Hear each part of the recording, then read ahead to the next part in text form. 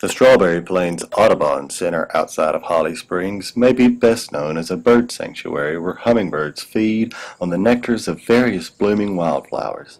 But the 2,500-acre preserve is also home to various types of mushrooms, including the popular edible chanterelle. Oh yeah, that's not too bad. So these were probably really good maybe a week or two, maybe a week ago, 10 days ago, yeah.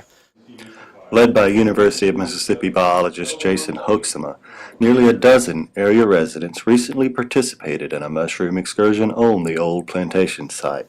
It was there they were provided with strategies for collecting and identification of fungi, the proper tools needed to search for fungi, as well as the basic anatomy of fungi. So I'm just going to today give you a quick snapshot of some highlights about fungi to introduce us before we head out into the field.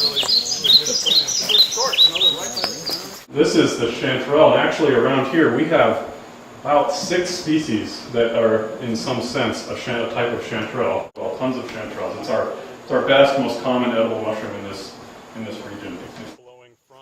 So chanterelles are worth learning because they can be really yummy and really fun to eat. After a brief walk down the nature trail, the chanterelles were discovered. You can see about this chanterelle is that it's sort of funnel shaped. All of these have kind of a tapering to them. That's just really distinctive. This one is actually the easiest one to identify because there's nothing else around here that's bright orange and cone shaped like this and has, you know, this total lack of gills.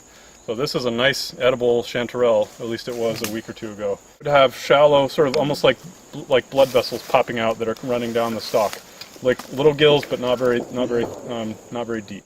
And they often are hard to find because they're partially covered with leaves. And if you find a couple right here, it's worth kind of scratching around and looking underneath. So it's really fun to find them because they're really special tasting. They're delicious, and it's a neat treat. And if you do find a bunch of them, the great way to eat them is to just chop them up, saute them in butter, and have them real simple on pasta, maybe with a mild vegetable. You don't want to put them in with a lot of other stuff, and you don't want to load on a lot of spices or anything. But yeah, it's hard to mistake it for anything else. Right. Once you get an eye for it, it's the orange mushroom with, you know, without gills. Right. And they're often very abundant when they're on. So cool. Yep.